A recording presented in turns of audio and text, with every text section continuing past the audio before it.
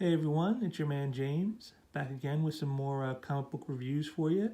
Today I'm going to be reviewing the final of the Allegiant Arts comics, Red Rooster. This one's got a bit of controversy around it because of its release to the public before backers of it on the Indiegogo got theirs. But we're going to talk about any of that today. We're just going to do a strict view of the comic by Mitch Breitweiser and Mark Pellegrini. And what the basic premise is you have a superhero during the Depression era, the 1930s, who also has become a bit of a celebrity and is kind of having trouble dealing with both, being a hero and a celebrity at the same time. It's interesting, but I'm not sure how great the concept was delivered here, but let's get into this. So we start off with a scene here, a very somber scene, with the Red Rooster burying a good friend.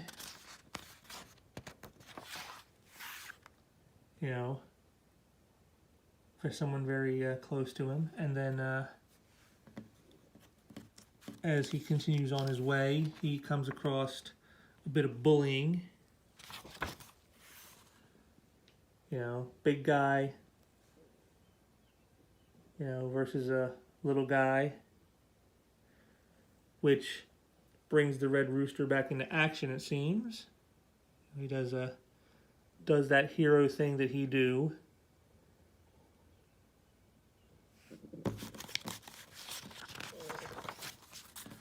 But as you can see later on, he, you're a good man. Don't count on it. So he's very troubled. And then we go back. We see him in action in costume. You can see here, and great shot right there. But they don't really tell you. See here, it's in Dateline September 15th, 1930. But they don't tell you when the story started. How far in is it in the future? Is it a couple days? Is it a couple of months? Is it a couple of years? Doesn't really say. But you can see from this here, he's just like the classic movie tone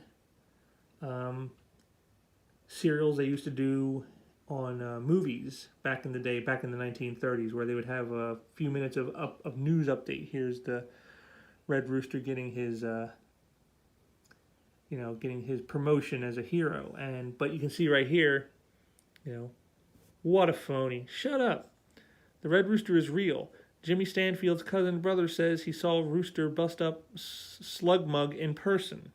He goes, yeah, well, Jimmy Stanfield's cousin also licks paint. I like this. So you can see right here that, the Rooster, he's not seen as a hero by all, because as you see here later, here he is shooting a soda commercial.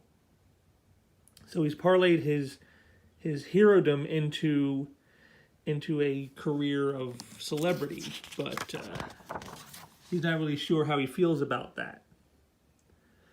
But it doesn't take away from the fact that he knows he's a hero and he still has to deal with the baddies. And here's the plot sets up here where all his enemies are breaking out of jail, and he's got to round them up. So he gathers his troops to do just that. And then we see the bad guys. It's a great shot here of the nefarious fiends all together. And I like that they did this here where you got these little mug shots for each character so that you know who they are. That's a nice touch. And it turns out they have a mysterious benefactor that wants to not kill the Rooster, but destroy his reputation, his celebrity. They want to assassinate his character, not him so much. And this nefarious fiend seems to have some secrets about himself.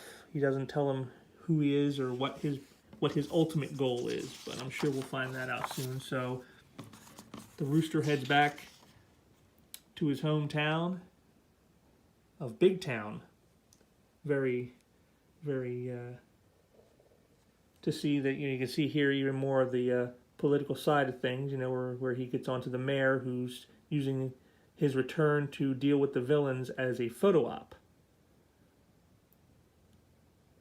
And then evil is about to commence. Overall, it was okay. The book didn't really do much for me. It has it has a feel of some of the classic type of superhero stuff, like, when you think like maybe like the Justice Society back in the 40s. It has that feel, but it sometimes plays a little too much to its own self-awareness of what it is. It doesn't feel.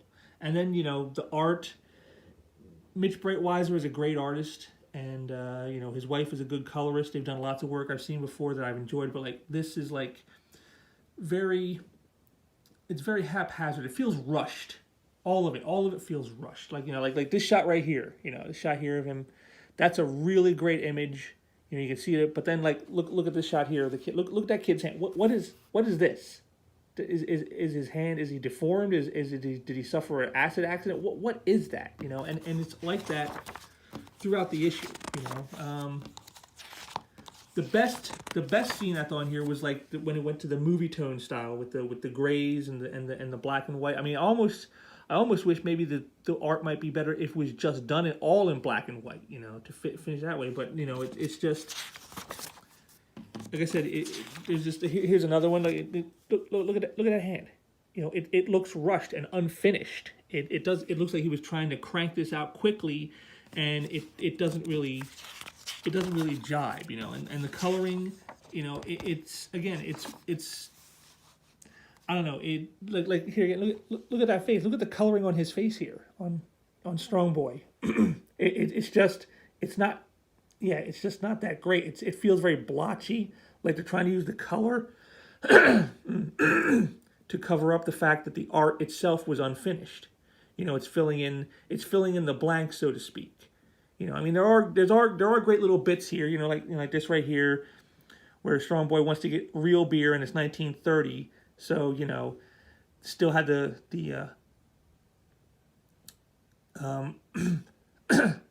still had prohibition in effect. So it does well in the time period, and the scene with the villains is probably the best scene. But even there, it's a little off because like this mysterious benefactor there, he talks about he's supposedly working for a group, but he won't say who, and And you see, kind of there's a running gag here where there's insects crawling on him, and I'm telling you right now, I can feel it. I can feel that the group is that inside this guy's body is a colony of bugs, sentient bugs who are out to get the rooster. That's what this feels like. They're sentient insects who have either taken control of this guy or has reanimated a corpse, perhaps, and they're using him as their conduit. That's why he's so, hesitant to say who he is and who he's working for and who this mysterious group is, because it's the insects. And, it feels, it almost feels telegraphed. It couldn't be more telegraphed if it was written by Western Union. It's, like I said, it's not bad work. Like, again, you got great shots like this. The shot here with the biplane, great shot. But, you get stuff, again, like, look at the mayor. Look at how he's drawn. It's very rough, very, it just feels like, if I had to give it a title, it's like, this feels not ready for prime time. This is a book that was rushed out to get it out on the shelves now. And it kind of hurts the overall feel of the book.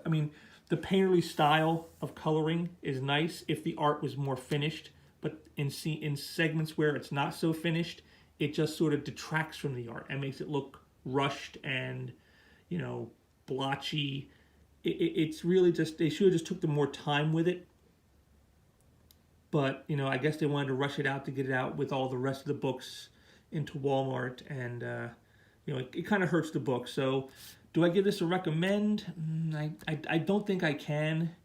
I give it about a 5 out of 10. I mean, there's some interesting ideas here, so a couple good, little moments. It plays well to the time period it supposedly takes place in, but all in all, it just doesn't really come together very well. It feels, like I said, it just feels too rushed, too haphazard, and unfinished. So I can't recommend this one, But overall, the Allegiance Arts have been decent books. They're not super stellar like stuff that'll blow you away, but at least solid entertainment, and I appreciate that out of this, if nothing else. So hopefully, they'll try to maybe focus a little more and make sure to get the art up to snuff here, and it could be a book that might grow, but like I said, as far as a first effort, very much not quite on the mark here, and very much a disappointment. So I'd say you don't need to check this one out unless you're a big time like World War II style superhero fan. Maybe you'll have more enjoyment from it for that aspect of it, but otherwise, Red Rooster isn't one you need to rush out and spend $5 to pick up. So. And I guess that'll do it for this review. So thanks for checking it out. If you liked it, hit that like button there, and drop me some comments there below if you liked it. If you didn't like it, let me know in the comments below. Smash the subscribe button so you can keep up with me and see new reviews and other things I have going on as they happen. And until next time, take care.